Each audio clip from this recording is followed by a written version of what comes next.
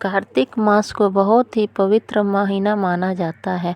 इस माह में ही भगवान विष्णु अपनी योग्य निद्रा से जाग जाते हैं और तभी सभी तरह के मांगलिक कार्य प्रारंभ हो जाते हैं। इसी कार्तिक मास में दीपावली का महापर्व आता है।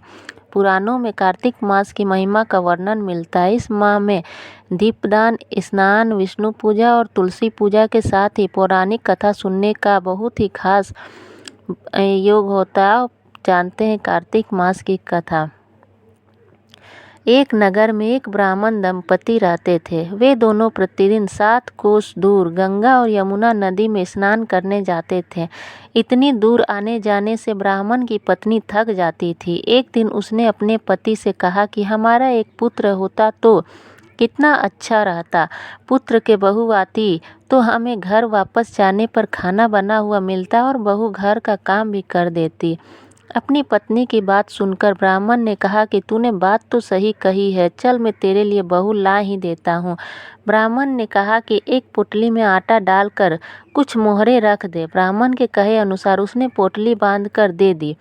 पोटली लेकर ब्राह्मण चला गया। ब्राह्मण सफ़र के दौरान यमुना के किनारे बहुत ही सुंदर लड़कियां दिखाई दी। वे रेत में घर बनाकर खेल रही थी। उनमें से एक लड़की ने कहा कि मैं अपना घर नहीं बिगाड़ूंगी, मुझे तो रहने के लिए ये घर चाहिए। लड़की की बात सुनकर ब्राह्मण मन ही मन सोचने लगा कि बहू बनाने के लिए यह ही लड़की उचित है। जब वह लड़की जाने लगी तो ब्राह्मण भी उसके पीछे पीछे उसके घर तक चला गया। वहां जाकर ब्राह्मण ने उस लड़की से कहा, बेटी, कार्तिक मास चल रहा है इसलिए मैं किसी के घर खाना नहीं खाता। मैं अपने साथ आटा लेकर आया हूँ। तुम अपनी माता से पूछो कि क्या वह मेरे लिए आटा छानकर 4 रोटी बना देगी। यदि वह मेरा आटा छानकर रोटी बनाएगी तो मैं रोटी खा लूँगा। लड़की ने जाकर अपनी माँ को ये सारी बात बताई। माँ ने कहा, उचित है, जाकर ब्राह्मण देव से कह दो कि वह अपना आटा दे दे, मैं रोटी बना दूंगी। जब वह आटा सानने लगी तो आटे में से मोहरें निकली। वह सोचने लगी कि जिसके आटे में इतनी मोहरें हैं उसके घर में कितनी मोहरें होंगी। जब ब्राह्मण खाना खाने बैठा तो लड़की की माँ ने उस ब्राह्मण से पूछा, क्या आपका कोई लड़का है और क्या आप उस लड़के की सगाई करने जा रहे हो। यह सुनकर ब्राह्मण ने कहा कि मेरा लड़का तो काशी में पढ़ने गया हुआ है, लेकिन यदि तुम कहो तो खान कटोरे से विवाह करके तेरी बेटी को अपने साथ ले जाऊं। लड़की की माँ ने कहा, ठीक है ब्राह्मण देव। इस पर लड़की की माँ ने लड़की की खान कटोरे से शादी करके ब्राह्मण के साथ भेज दिया। ब्राह्मण ने घर आकर कहा, रामू की माँ, दरवाज़ा खोलकर देख, मैं तेरे लिए बहू लेकर आया हूँ।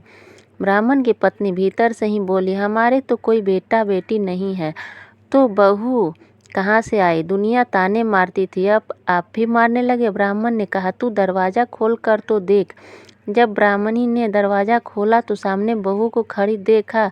उसने बहू का स्वागत किया और आदर सत्कार से अंदर ले गई। अब जब ब्राह्मण अपनी पत्नी के साथ नदी स्नान करने जाता तो पीछे से बहू घर का सारा काम करके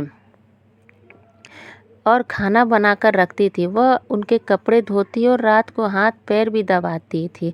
इस तरह बहुत दिन बीत गए। ब्राह्मणी ने अपनी बहू से कहा कि बहू, कभी भी चूल्हे की आग मत बुझने देना और मटके का पानी खत्म मत होने देना। परंतु एक दिन चूल्हे की आग बुझ गई। यह देखकर बहू घबरा गई और भागी भागी अपनी पड़ोसन के पास गई और कहा कि मेरे चूल्हे की आग बुझ गई है, मुझे थोड़ा आग चाहिए। मेरे ससुर सुबह 5 बजे से गए हुए हैं, वह थके हुए घर आएंगे, इसलिए मुझे उनके लिए खाना बनाना है। यह सुनकर पड़ोसन ने कहा कि तू तो बावली है, तुझे यहाँ दोनों मिलकर पागल बना रहे हैं। इनके कोई पुत्र नहीं है, ये निसंतान है। बहू ने कहा, नहीं ऐसा मत बोलो, इनका बेटा तो बनारस काशी में पढ़ने गया हुआ है। इस पर पड़ोसन ने कहा कि यह तुझे झूठ बोल कर लाए हैं, मेरी बात सच मान, इनके कोई बेटा नहीं है। अब बहू पड़ोसन की बातों में आ गई और कहने लगी कि अब आप ही बताओ मैं क्या करूं। पड़ोसन ने कहा कि करना क्या है, जब तुम्हारे सास ससुर आए तो जली हुई रोटियां बनाकर देना और बिना नमक की दाल बनाकर देना। खीर की कड़छी दाल में और दाल की कड़छी खीर में डाल देना। पड़ोसन ने उसे अच्छे से सिखा पढ़ा दिया। फिर जब उसने सास ससुर घर आए तो उसने न तो उनका आदर सत्कार किया, न ही उनके कपड़े धोए। जब उसने सास ससुर को खाना दिया तो सास बोली, बहू आज यह रोटियां जली हुई क्यों है और दाल भी अलूनी है। तब बहू ने पलट कर कहा कि एक दिन ऐसा खाना खा लोगे तो कुछ बिगड़ नहीं जाएगा तुम्हारा। सास ससुर को खड़ी खोटी सुनाकर वह फिर से पड़ोसन के पास गई और बोला कि अब आगे क्या करना है। पड़ोसन ने कहा कि तुम अब सातों कोठों की चाबी मांग लेना। अगले दिन जब भी स्नान करने के लिए जाने लगे तो बहू अड़ गई कि मुझे तो सातों कोठों की चाबी चाहिए। तब ससुर ने कहा कि इसे चाबी दे दो। तब सास ने बहू को चाबी दे दी। सास ससुर के जाने के बाद जब बहू ने दरवाजे खोले तो देखा कि किसी में अन्न भरा है, किसी में धन भरा है और किसी में बर्तन पड़े हैं। जब उसने सबसे ऊपर का सातवां कोठा खोला तो देखा कि शिव जी, पार्वती माता, गणेश जी, लक्ष्मी माता जी, पीपल पतवारी, कार्तिक के ठाकुर, राई, दामोदर, तुलसी जी का बिड़वा, गंगा, यमुना और 33 कोटि देवी देवता विराजमान है। वहीं पर एक लड़का चंदन की चौकी पर बैठा माला जप रहा है।